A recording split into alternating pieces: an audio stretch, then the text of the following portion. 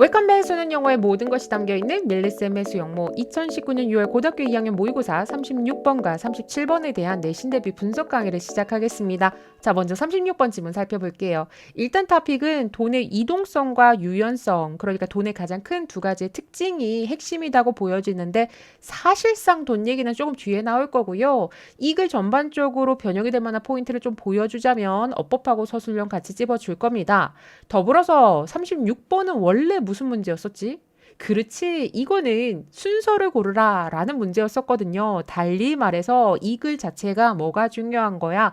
글의 흐름이 어떻게 전개가 되고 있는가에 해당되는 무슨 문제? 문맥 문제라는 겁니다. 그러면 달리 얘기해서 또 다른 문맥 문제인 어휘로 나오거나 문장 삽입으로 나올 가망성도 매우 높다라는 것을 의미하고요. 마지막으로 빈칸도 선생님이 같이 찝어줄게요. 첫 번째 문장 보겠습니다. without money, 돈이 없다면 이라는 가정으로 시작을 하는 거야. 돈이 만에 하나 없다면 사람들은 오로지 뭐밖에 못한다. 물물 교환밖에 못한다라는 거죠. 뭐 이건 우리가 충분히 이해할 수 있어. 두 번째, 우리들 중 많은 사람들은 물물 교환을 지금도 사실 하고 있어요. 근데 그 extent, 그 정도 또는 규모를 보면 앞에 small이 붙었다. 그러니까 작은 규모로 우리가 지금도 물물 교환을 하고 있는데 특히나 뭐 했을 때 우리가 어떤 호의에 보답을 해야 할 때 보통 물물 교환을 한다라는 겁니다.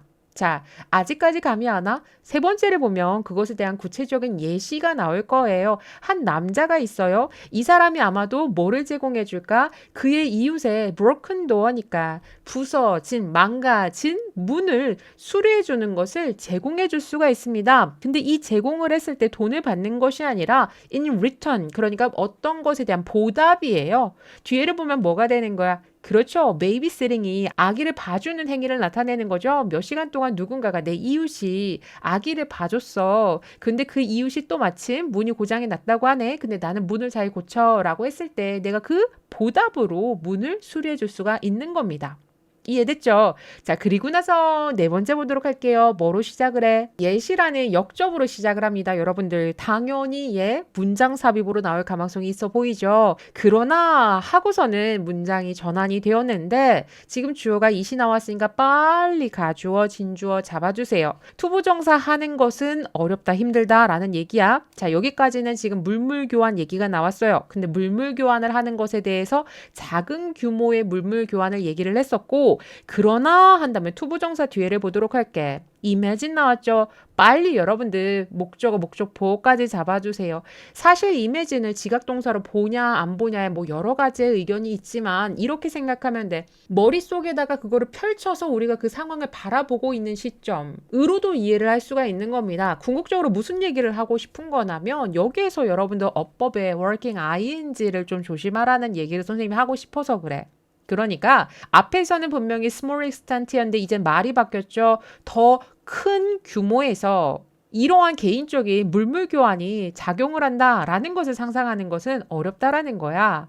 아, 규모가 커졌는데 이러한 물물 교환이 어렵다? 무슨 얘기지? 당연히 그 다음 문장 여러분들 보시면 될 것 같아요. 또 가정이죠. What would happen? 무슨 일이 일어날까요? 한 다음에 if라는 가정법 나왔으니까 오랜만에 가정법 시제 좀 여러분들 찝어주시면 될 것 같아요. 자, 그러니까 if you wanted, 너가 원하고 있어. 근데 뭐를 원하냐면 빵 한 덩어리를 원하고 있다. 근데 문제가 생겼죠. 어떤 문제냐면 자, 뒤에 주어가 all이 나왔어요. 자, 여러분들 선생님이 괄호 치고서는 앞뒤 막 써줬잖아. 이것 좀 여러분들 주의해줘야 될 것 같아. You had to trade. trade가 교환하다, 거래하다라는 뜻을 가지고 있죠. 근데 네가 교환을 해야만 하는, 거래를 해야만 하는 모든 것은 이 주어야. 자, 그리고 나서 선생님이 여러분들에게 뭘 얘기를 해주려고 하냐면 모든 것 하면은 왠지 여러 개 같으니까 복수 나올 것 같죠. 근데 지금 단수 나왔어. 근데 잘 생각해봐. 선생님 예전에도 얘기했던 것 같아요. 자, 여러분들 시험에 일주일밖에 안 남았어요. 여러분들이 지금 해야 될 모든 것은 뭐예요? 그렇지. 공부하는 것 밖에 없죠. 그러면 여러분들이 쏟아 부어야 할 그 모든 것이라는 건 궁극적으로 하나를 의미합니다. 그래서 단수 취급을 해준다라는 거야. 자, 그럼 해석을 이어서 가보도록 할까요? 자, 너가 원하는 거 분명히 지금 빵 한 덩어리밖에 없어. 이것만, 내가 지금 이것만 원하는 거야? 그랬는데, 너가 이제 교환을 해줘야 되는 상황. 그 사람이 원하는 거 있죠. 그 사람이 원하는 건 너의 새로운 자동차라는 겁니다. 자, 이렇게 했을 때 어떤 사건이 벌어지겠냐라는 거야. 지금 스케일이 커졌잖아요. 지금 이런 상황에서 어떤 일이 벌어질 거냐라는 거지. 맞죠? 6번째 가보도록 할게요. 자, 여기에서 선생님 서술형 좀 찝어줄 거고요. 중요한 내용이 좀 있습니다.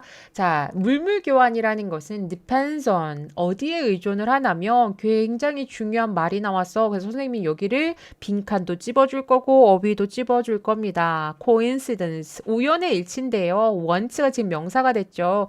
바라는 어떤 것이 더블 이중으로 발생을 하는 어떤 우연의 일치에 따라서 물물교환이 이루어질 수도 있고 아니면은 물물교환이 이루어지지 않을 수도 있다라는 내용이죠. 이해되시죠? 그리고 나서 이제 어법적으로 중요한 것도 갈 거예요. 여기 뒤에 where이 나왔는데 이 where 같은 경우는 여러분들이 관계 부사로 봐서 앞에 있는 그 상황, coincidence의 그 상황을 소식해주고 있어. 더블이 나왔으니까 상황이 두 개가 돼야 되는 거죠. 맞죠? 그래서 그 두 개를 뭐라고 이제 표현을 하고 있냐면 not only A but also B로 이제 표기를 해줄 겁니다.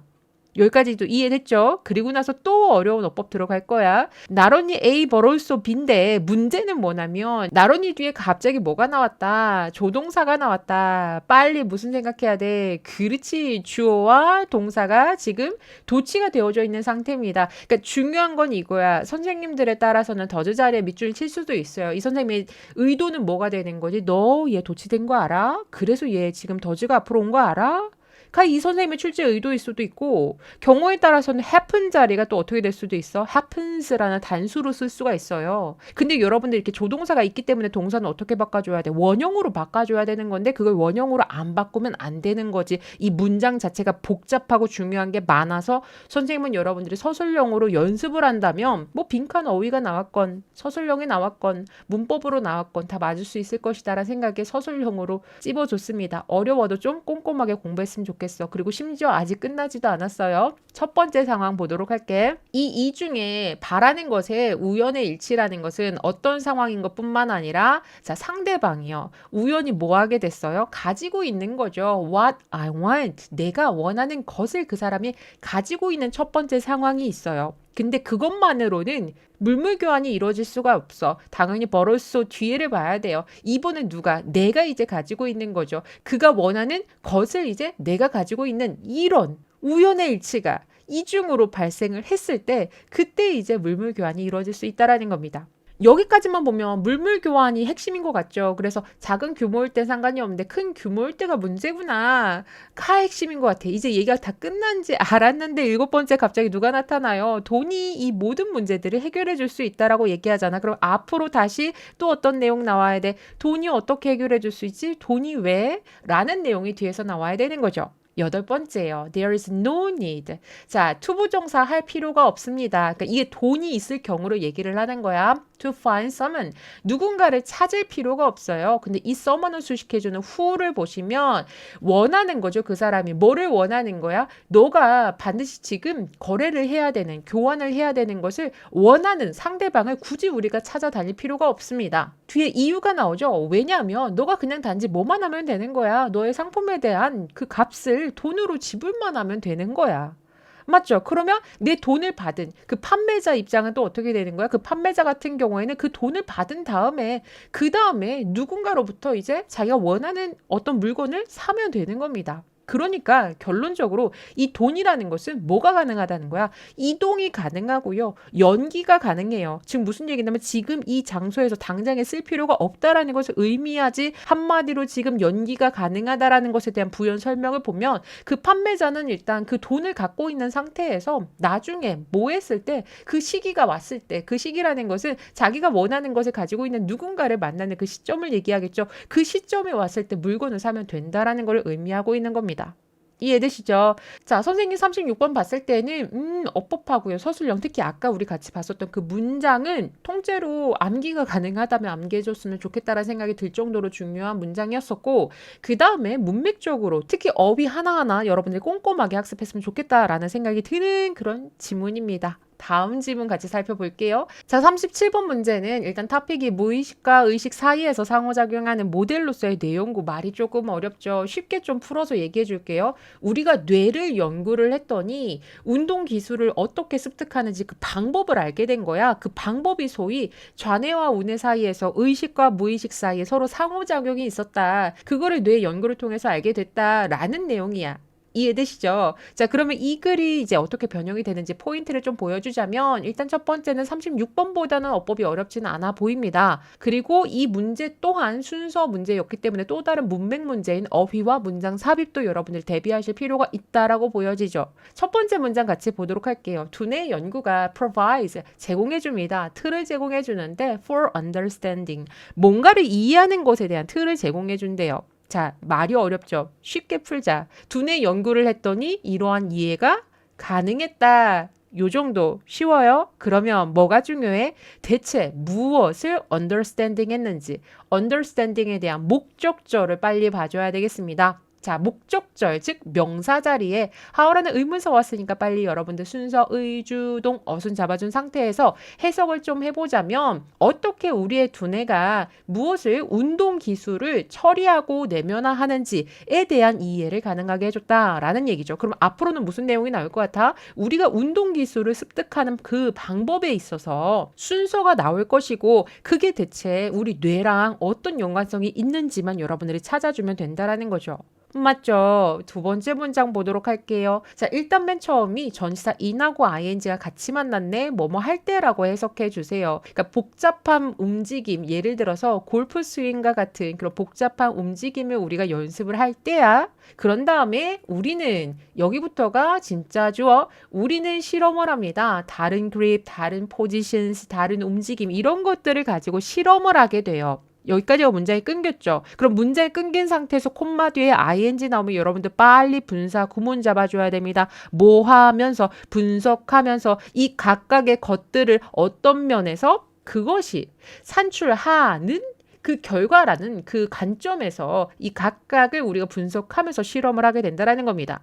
이해되시죠? 그리고 나서 세 번째, 이것은 중요한 단어 나왔네요. 의식적인 바로 좌뇌의 그 과정입니다. 자, 그러니까 이제 드디어 뇌랑 연결이 된 거야. 우리가 아까 애틀레틱 스킬을 어떻게 우리가 처리하고 내면화하는지를 알 수 있다라고 얘기를 했었잖아. 그것에 대한 예시가 이제 골프 스윙이 된 거고요. 우리가 골프 스윙을 연습할 때 어떠한 과정인지를 설명을 해줬어. 근데 이러한 과정이 전부 다 우리가 의식적으로 한다라는 겁니다. 사실 분석한다라는 것 자체가 의식을 하고 있는 거죠. 근데 이게 어디에서 처리가 되고 있다라는 거야? 좌뇌에서 처리가 되고 있다라는 겁니다. 이해되시죠? 다음 문장 같이 가보도록 할게요. 네 번째입니다. 일단 우리가 identify, 알아내면 이러한 요소들에 대해서 그 스윙을 했을 때 아까 얘기했었던 뭐 그립이라든지 positions라든지 이런 모든 요소들을 우리가 다 알게 됐어. 그런데 또 이 elements를 수식하는 여러분들 대절을 좀 봐주세요. 주격 관계대명사인데 얘가 중요한 이유는 뭐냐면 뒤에 있는 produce의 그 수일치 때문에 여러분들 조심해야 돼.